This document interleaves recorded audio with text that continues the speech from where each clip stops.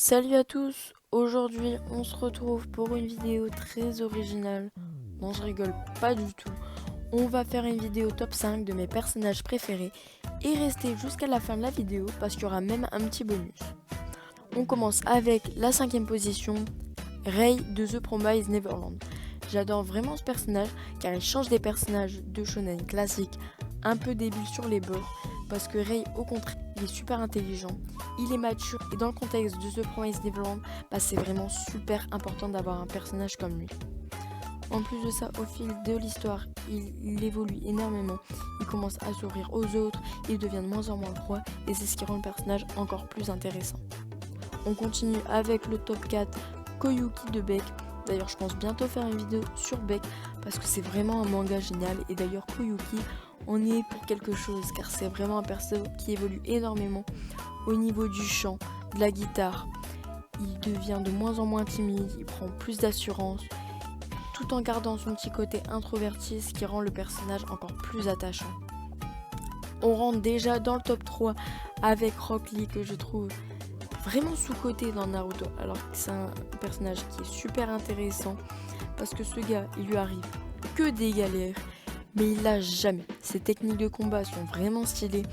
En plus de ça, il a une super mentalité, il lâche jamais et juste pour ça, je peux que kiffer ce personnage. On continue déjà avec le top 2 de cette vidéo, Ekeshi Onizuka, aka le prof le plus stylé au monde. Et pourquoi il est si cool ce personnage? Déjà pour son côté complètement taré qui rend le manga vraiment drôle.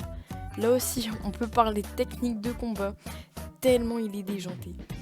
Mais ce qui caractérise vraiment ce personnage, c'est que sous ses airs de voyou, c'est vraiment un personnage gentil au fond et avec une super mentalité. Il hait les discriminations, il lâche jamais et il transmet très bien toutes ses valeurs à ses élèves. De plus, il est super charismatique, malgré son côté un peu pervers, ça reste un personnage super intéressant et attachant. On passe enfin au top 1, Zoro. Alors certes, c'est pas très original, je vous le cache pas, mais il est vraiment trop fort.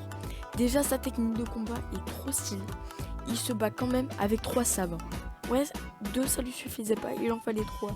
En plus, au fil de One Piece, Zoro c'est un personnage qui ne cesse d'évoluer au fil du temps, ce qui rend le personnage encore plus intéressant. Et pour le petit bonus, je mets Akitaru Obu. Je sais pas si je le dis bien, mais c'est le commandant de la 8ème brigade dans Fire Force. Et c'est un perso super intéressant et super cool parce que c'est l'un des seuls personnages sans pouvoir. Malgré qu'il ait aucun pouvoir, c'est vraiment un personnage super intéressant. Et voilà pour ce top 5 plus ce petit bonus en fin de vidéo. N'hésitez pas à liker, à partager, à commenter la vidéo. Vraiment, on n'est pas beaucoup sur la chaîne, donc il faut vraiment qu'on agrandisse cette communauté. J'espère que la vidéo vous aura plu. Et salut à tous!